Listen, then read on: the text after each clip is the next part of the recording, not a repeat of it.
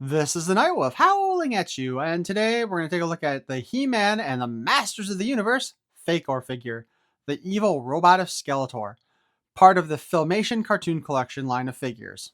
As you can see on the front here, we got He-Man with some glowing looking eyes and an extra head with his sword. So on the back, we see, as seen on the shaping staff, it includes comic book, modernizing and celebrating the original 80s Masters of the Universe animated series. He includes a swappable head, and you can twist him into powerful battle positions. As part of this wave, we also had Fake-Or, the evil robot of Skeletor, Leech, the evil mutant with power suction, and Catra, the jealous beauty. Now, I actually already did a review on Catra a long-ass time ago, because for whatever reason, she came in without the other two a long-ass time ago. And this guy, my order got canceled by Entertainment Earth, so I was lucky enough to find him at Walmart. You know, the place that cancels everything. Now, let's go ahead and open this sucker up, shall we?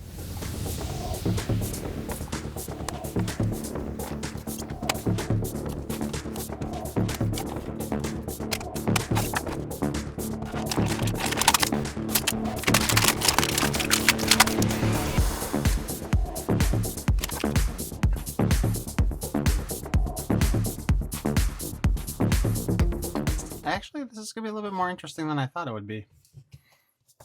All right, so accessory-wise, we have a power sword. It is, I think, in probably the same color as the original He-Man for Cartoon Collection. We'll take a better look at that in a little bit, though. And, of course, we have the sheath for it, which just clips on here in the back.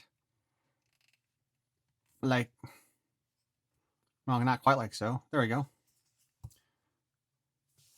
And he comes with an extra head, which it's not a neutral expression. Actually, it looks like it's the same expression as the glowing eyes. So it looks slightly angry, I guess. But that being said, let's take a quick look at, well, the white sheet here that shows us all the swappable parts. As per usual, nothing new here. So we have as our comic, The Onslaught to Snake Mountain. We've gone well past this comic quite a while ago. I think I did a dramatic reading of this back when I did Catra, so I'll probably put a link to that at the end if you really want to torture yourself. But here we show Hordak using the slime pit to convert more people over to his side. The little mini dudes from... Actually, I'm not really sure. I can't remember who those guys are from. Some of the tree people guys or whatever? I don't know, but it's kind of weird that we got the girl with the glasses there who resembles nobody whatsoever. We do see some Horde Wraiths, which we have not gotten in the Origins line, which is a shame. But we might see them in the cartoon collection for the 2000X, since that's where they originated from in the first place. We do see Multibot there, who actually just recently came out from Amazon. You know, just a bunch of talking and yibber-yabbering and stuff. And we actually see that the Masters here are apparently defending Snake Mountain, which is kind of a surprise, right? And a battle ensues. Ironically, Catra here has her little comb whip, which was part of the classics figures. And we did not get that with her in the new figures. But we get this nice fight split between the two pages. And it is actually in the center, unlike another comic that had the Snake Men, where it looked like they removed pages. But fight, fight, fight, re-gloop, glop, blurk, whatever. Until we get further along in the battle, and there's more fighting going on.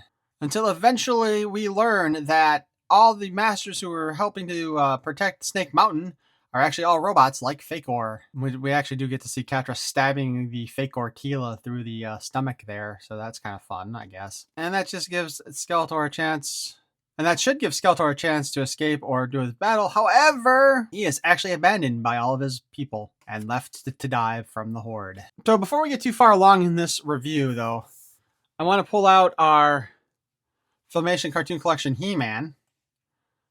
So we can start noticing some of the differences here, which the basic one that we can see is the skin tone is actually different. Fake-Or is lighter colored.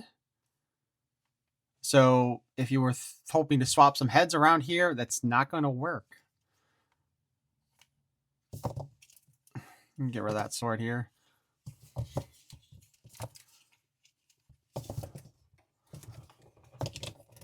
Oh, shoot. Let's get the power swords out here. He-Man's power sword is a darker gray, or darker silver, I guess you could say, whereupon Fakor's is actually kind of a whitish silver. I'm not sure how well that's showing up in the camera. It should actually work out pretty well. So there is actually a difference in the power swords. Actually, I mean, shit, look at this. Even the sheaths are actually designed different on these two figures. That kind of surprises me. And Faker actually has a different harness, too. So the back of He-Man's harness there is like that, and the back of Faker's harness is that. Honestly, I think they did a better job on Faker than they did on He-Man here. I hate to say it, but...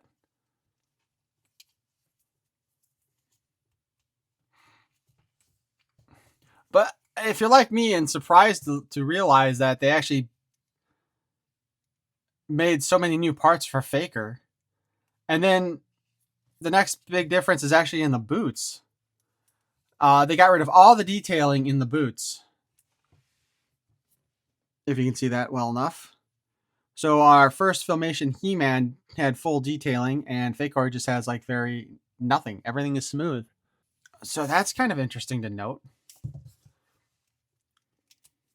Even the harnesses are slightly different colors too. So yeah, Faker does differ enough from He-Man figure-wise, so you're not going to confuse them or get them mixed up, even if you decide to use the alternate head here, which, again, let's just pop it off. Ooh. I don't like that. That's very, very loose up there. So we have Faker with the regular He-Man head now.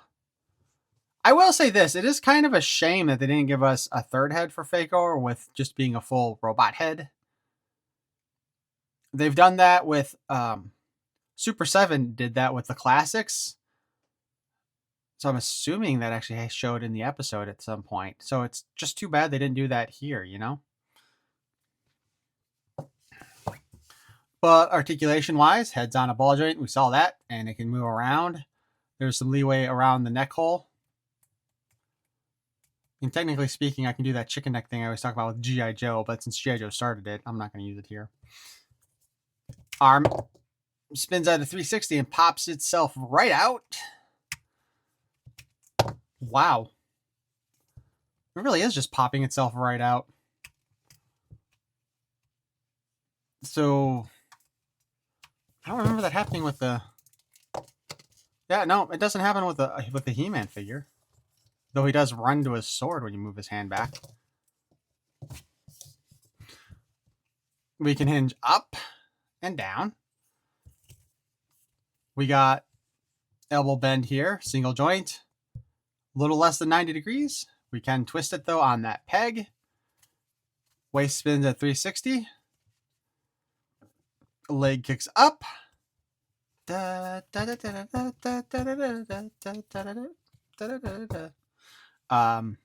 spread out about that far. So he could kick somebody in the face if he wanted to. Back is barely anything. Knee bends at about 90 degrees.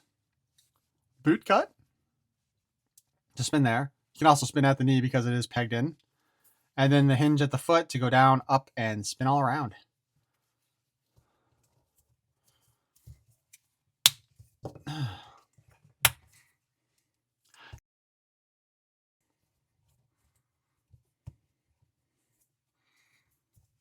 By the way, on his wrists, however, he has an in and out hinge here and an in and out hinge here. Come to think of it, the first Cartoon Collection He-Man also only had a in and out hinge too.